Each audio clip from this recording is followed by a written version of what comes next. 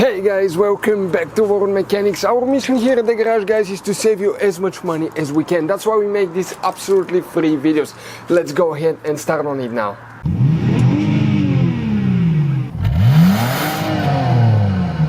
In today's video we're going to show you how to remove the headlight on a Hyundai Santa Fe 2007 model. This one is right here, but it will be the same from late 06 until 11-12. So this is the headlight, left headlight, it's the same for the right headlight as well. And now on the top you have one bolt right there with a 10mm wrench you can just take off, and there is one more right there in the corner. So you need to take all these two bolts loose and just pull them out of there. As I said, it's identical for left and right side. On the right side it's even easier, but we're showing you on the left side.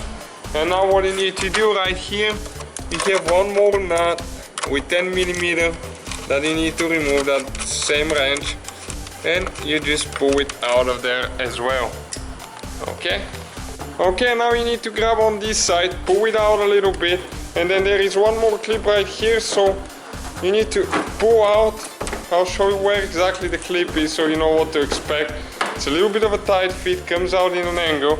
Okay, now in order to release the wires, there is one clip that you need to pull, but you need to press down right here and pull. And there is one more on this side. This is in the corner for the turn signal right there. So again, you just push down and pull.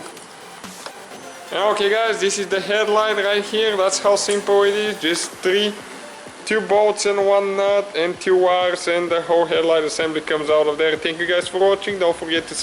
Hopefully guys the video was helpful. Please do not forget to comment, like, subscribe. That way we can keep making these absolutely free videos. Guys, we have more than 19,000 free repair videos on our YouTube channels that can, guys, save you thousands of dollars in future repairs. Check them out. Thank you guys for watching and see you next time.